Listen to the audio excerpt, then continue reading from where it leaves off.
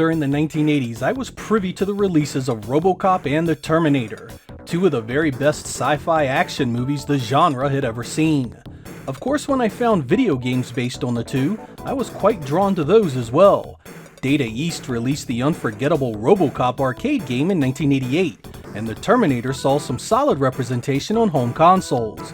In 1992, we actually got a crossover comic book series that wove the two stories together.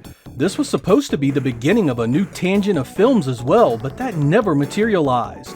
Thankfully, the story lived on in video game form, and in March of 1994, we finally got a Sega Genesis version of Robocop vs. Terminator thanks to Virgin Games.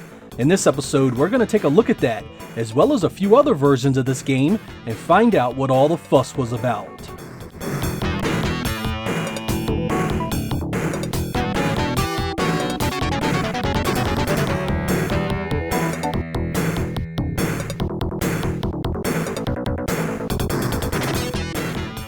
The gameplay of Robocop vs. Terminator is that of your tried and true run and gun.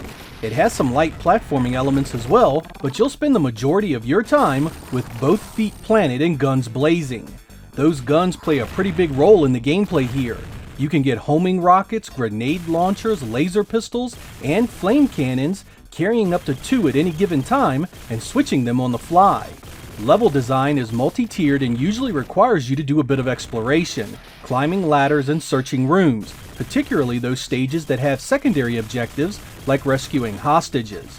You'll see some familiar faces while you're fighting for your life. The iconic Ed 209 is here, the new model from Robocop 2 makes a cameo, and of course there are more Terminators than you can shake a stick at.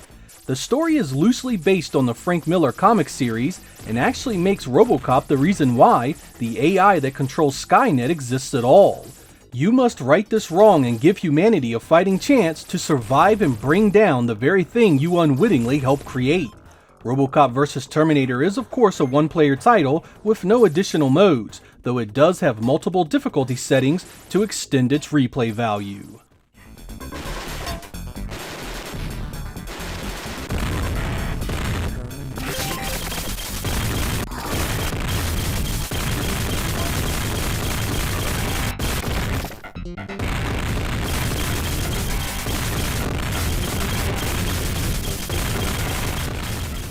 The visuals of Robocop vs. Terminator are dark and foreboding. The setting covers a huge swath of references from the two series.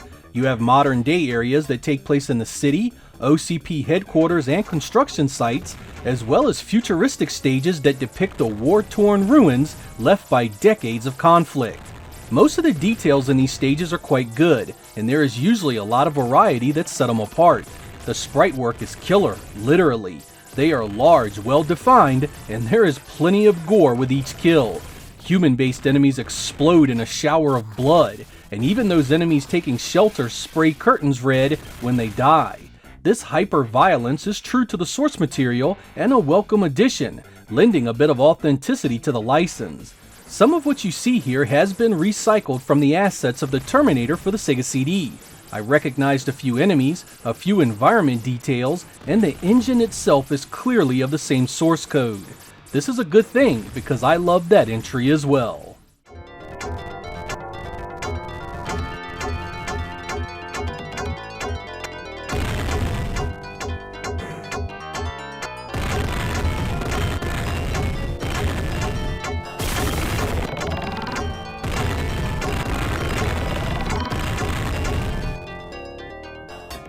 The sound and music of a game like this can be really important.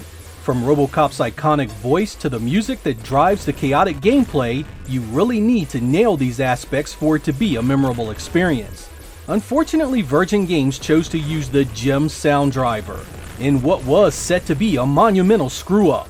Luckily, we had Tommy Tallarico on our side to keep things from devolving into a complete shit show. While I'm not a huge fan of this soundtrack, it doesn't sound nearly as bad as the usual dreck the GEM's driver spits out, and the voice samples are actually rather nice. I have a few samples here so you can reach your own conclusions.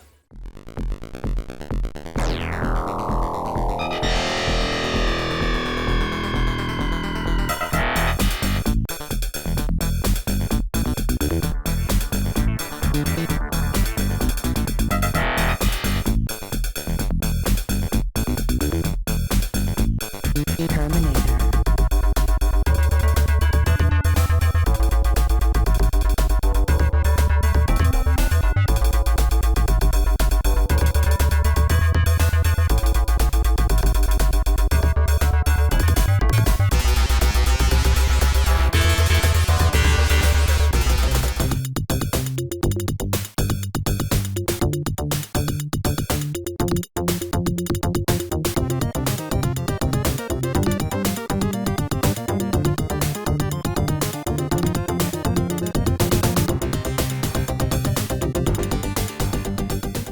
I really enjoyed Robocop vs. Terminator overall. The gameplay is really fast, the weaponry available is quite fun to use, and I really dug the bleak and hopeless art design. This world looked and felt like things were falling apart, and every step had you fighting for your life. I really appreciated that intensity, and it lasts the entire game. While I wasn't the biggest fan of the music here, I did love the presentation otherwise. There are some weaknesses in the overall design, however. I really hate the way you take damage if an enemy touches you. If you make physical contact, the damage is immediate and massive. Even a full life bar can be reduced to nothing in no time. Touch the more powerful guys, and it's nearly an insta-death. These deaths feel cheap and unnecessary for a game that is already hard as hell anyway. I mean, later stages are a constant barrage of enemies and weapon fire, and this little nugget of frustration is quite unwelcome. I was also not a fan of many of the boss encounters here. If you have the right weapon, you'll power through these guys no problem, but lose your weapon just before, and you're stuck with a pea shooter in battles that are excruciatingly long. These issues don't ruin the experience and can be lessened with familiarity in multiple play sessions, but they are always on the fringes of popping up and making life difficult. Since this was based on the comic series, I was also really hoping for some in-depth story sequences. Jumping level to level here, it's actually difficult to follow what the story was meant to be. There is nothing connecting the stages explaining the setting or what's happening. A real missed opportunity for some killer exposition.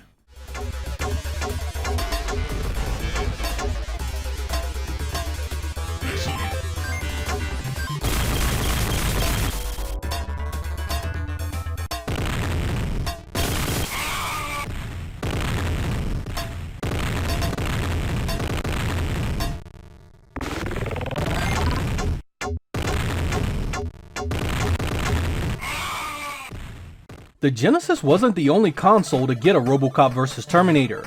The Sega Master System and Game Gear saw its own editions as well, and quite surprisingly, they ain't half bad. You get similar visuals and gameplay to the more powerful 16-bit versions. There is some trade-off for the larger sprites with some flicker, but otherwise, it's a heck of a nice looking 8-bit offering. There was also a version for the Super Nintendo. This was developed by a different team with quite the different vision. Interplay was at the helm of this one, and it's a radical departure in stage design, enemies, weapons, story, heck, pretty much everything. It's still a run-and-gun, but it has much brighter graphics, different music, and is overall a very different game. It also lacks the blood and gore of the Genesis version. I actually don't hate this game like some do. It doesn't play as fast, nor do I think it has the same edge, but you can still find quite a bit of fun here. It has a different and more cohesive story thanks to comic book inspired scenes at the beginning and in between each level. It also doesn't have any of the cheap damage that can crop up in the Genesis title. I definitely recommend you give it a shot if you have the means. It likely won't replace the Sega outing as your preferred means of killing Terminators, but it's definitely a trip worth taking just to see how different the two teams' visions were.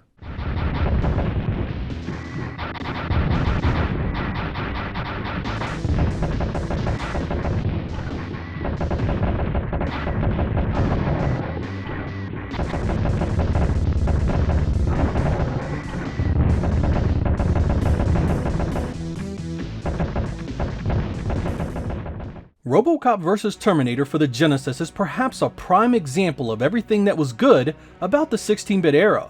It was different platform to platform. It took advantage of the things the Genesis did well, like fast arcade-style gameplay. It also really nailed the look of these two universes and painted a dark, dreary world of crime, violence, and ultimately a future where mankind is a victim of its own doing. It wasn't a perfect game, particularly when it came to some of the imbalances in the difficulty and the music, but I still enjoyed the heck out of it. This style of game always appealed to me, and they got enough right here for it to be a fun and enjoyable time. Virgin Games was also in the process of releasing this for the Sega CD, but given its proposed late 1994 or early 1995 release date, it was scrapped due to the Sega CD market completely collapsing. This was an unfortunate result because I always felt a Sega CD version could have given me the story sequences I really missed in the cartridge release, and a new CD soundtrack could have really spiced things up. It really could have been the ultimate version had it seen the light of day. While I definitely lament its loss, what we did get is still a fine game and one you should definitely play if you haven't already. Doubly so if you are a fan of these two properties. I'm Sega Lord X, thank you guys for watching, and I will catch you next time.